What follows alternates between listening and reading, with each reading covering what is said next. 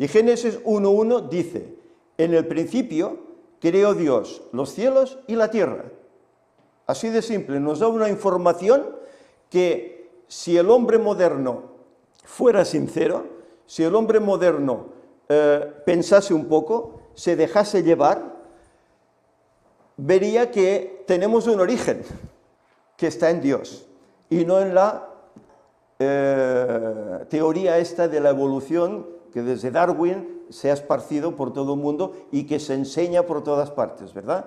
Nuestro origen es Dios. En el principio creó Dios los cielos y la tierra. Otro pasaje, mismo capítulo, versículos 26 y 27. Entonces dijo Dios, hagamos al hombre a nuestra imagen, conforme a nuestra semejanza, y señoree en los peces del mar, en las aves de los cielos, en las bestias, en toda la tierra, y en todo animal que se arrastra sobre la tierra. Y creó Dios al hombre a su imagen de Dios lo creó, varón y hembra los creó. Aquí encontramos dos cosas. En primer lugar, nos habla de un Dios plural, que dice hagamos al hombre a nuestra semejanza. Y luego, al final, el versículo 27, dice, y creó Dios al hombre a su imagen, a imagen de Dios lo creó. Aquí vemos un Dios creador, pero ¿quién era este Dios creador? ¿Sabéis? Este tema está pensado también en denominaciones como pueden ser Testigos de Jehová u otras, que lo creen diferente de cómo realmente es. Luego explicaremos el porqué. Ahora bien, si nos vamos del Antiguo Testamento, nos vamos al Nuevo Testamento, Juan 1, del 1 al 3, nos dice, en el principio era el Verbo, y el Verbo era Dios, y el Verbo era con Dios, y el Verbo era Dios. Este era en el principio con Dios. Y el versículo 3, todas las cosas por Él fueron hechas, y sin Él nada de lo que ha sido hecho fue hecho. ¿Qué nos está diciendo aquí? Que aquel Dios que crea las cosas, aquí ¿quién nos dice que es aquel Dios que crea? Nos dice que es el Verbo. ¿Y el Verbo quién es? El Verbo es Cristo. Por lo tanto, Cristo es el creador, el que crea este mundo, el que crea al hombre a su imagen, ¿verdad? Otro pasaje, Juan 1, 10 y 14. En el mundo estaba, y el mundo por él fue hecho, pero el mundo no le conoció. Y aquel Verbo, dice, fue hecho carne, y habitó entre nosotros, y vimos su gloria. Gloria como del unigénito del Padre, lleno de gracia y de verdad. Es decir, aquel Verbo que hablaba Juan fue hecho carne, pero aquel Verbo que fue hecho carne fue el que nos creó al principio, 4000 años antes de que viniera a este mundo.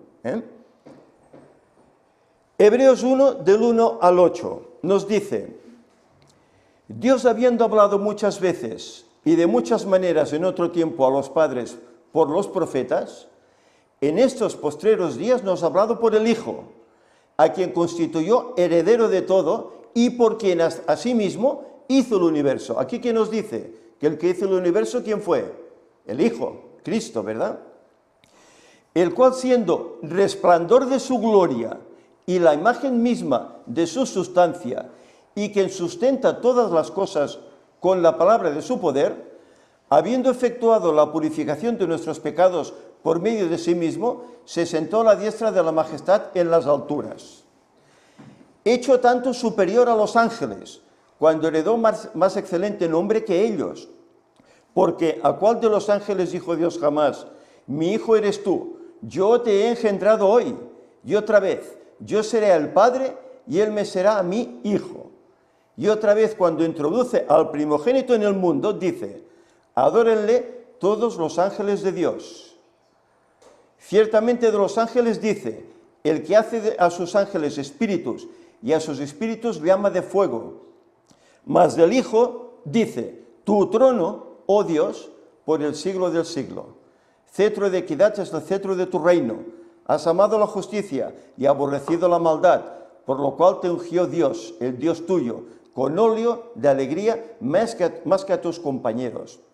Y tú, oh Señor, en el principio fundaste la tierra, y los cielos son obra de tus manos. Ellos perecerán, mas tú permaneces, y todos ellos envejecerán como una vestidura, y como un vestido los envolverás y serán mudados. Pero tú eres el mismo, y tus años no acabarán. Pues, ¿a cuál de los ángeles dijo Dios jamás? Siéntate a mi diestra hasta que ponga a tus enemigos por estrado de tus pies. Bueno, aquí tenemos unas palabras de Pablo, en ese primer capítulo del libro a los Hebreos.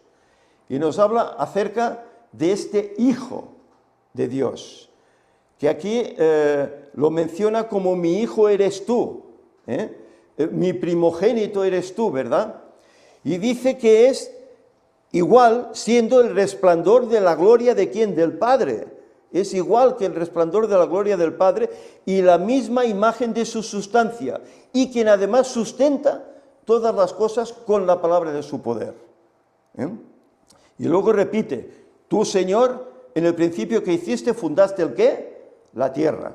Aquel verbo, nos está hablando de aquel verbo, de aquel creador, ¿verdad? Claro, para muchos dirán, bueno, ves, aquí nos está demostrando pues que Jesús es primogénito de Dios, que fue engendrado en algún momento de la eternidad, y que por lo tanto está por debajo del Padre.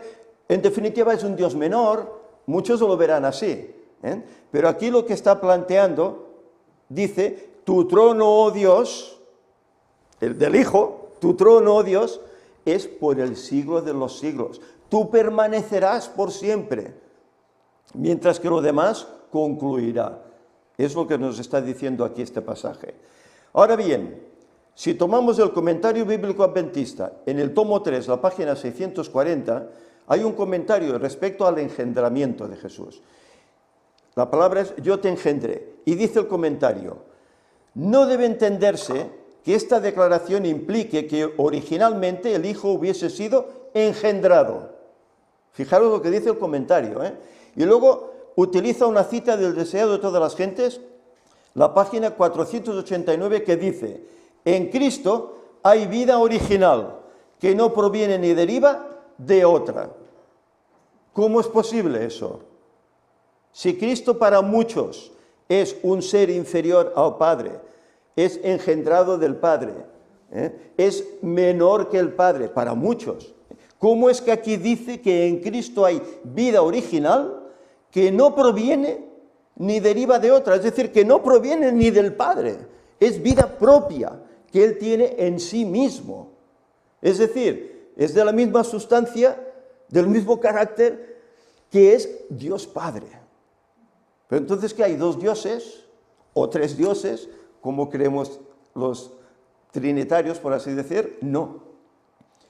Forman un solo Dios, en propósito, en hechos, en actos, en definitiva, para redimir al hombre. Forman un solo Dios en nuestra atención, para nuestra atención. Dice más el pasaje, dice, la Biblia se interpreta a sí misma, y es lógico. No hay que tomar un texto aislado, y bueno, de ese texto yo me hago mi teoría, mi doctrina personal, y ya lo tengo claro. No, hay que tomar ese texto, pero compararlo con otro. No dice, creo que es Isaías, ¿verdad? Que dice un poquito aquí, ¿verdad? Un poquito allá, renglón tras renglón, línea tras línea. Esto es lo que tenemos que hacer para entender las verdades bíblicas.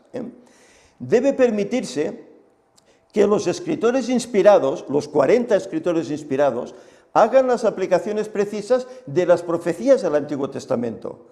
Cualquier otra aplicación no es más que opinión humana y como tal carece de un así dice Jehová. Cuando el apóstol inspirado comenta este texto, lo interpreta como una predicción de la resurrección incluso de Jesús. Fijaros, la resurrección de los muertos proclamó de modo muy especial que Jesús era Hijo de Dios. Y lo veremos. Y lo veremos, porque Él ahí tiene un poder personal en esa resurrección. Vamos a seguir adelante. Juan 10, 17 dice, por eso me ama el Padre, porque yo pongo mi vida, ¿para qué? Para volverla a tomar. Jesús no vino aquí, sabía que venía. Él venía porque sabía que tenía que dar su vida en rescate por la humanidad caída. Sabía que venía eso. pero dice que Él pone su vida voluntariamente. Todo aquello que pasó no fue un accidente, pasó porque estaba previsto en los planes del cielo. Desde ya, la eternidad estaba previsto así. Y los profetas lo anunciaron, cómo iba a pasar, cómo lo iban a azotar, cómo le iban a poner esa espina, esas coronas de espinas en la cabeza, cómo lo iban a traspasar en aquella cruz. Todo eso estaba profetizado, ¿eh? Cristo se limitó a cumplir lo que Él ya había anunciado de antemano. Pero dice que Él pone su vida, ¿para qué? Para volverla a tomar. ¿Quién le dijo el ángel cuando apartó aquella tremenda piedra que taponaba la cueva donde Cristo estaba en esa tumba? El ángel le dijo, tu Padre te llama. Y la vida que estaba en Él, en Cristo, surgió, despertó, salió del descanso sabático y salió de la tumba, por el poder que estaba en Él como Dios. Ya sabemos que hay otros lugares que dice que el Espíritu Santo levantó a Cristo. Y hay otros lugares que dice que el Padre levantó a Cristo. La muerte no pudo contenerlo. Claro, la muerte no puede contener a Dios Creador, no puede. Y no puede por un motivo, porque Él, siendo hombre, no había pecado. Y eso lo veremos, ¿eh?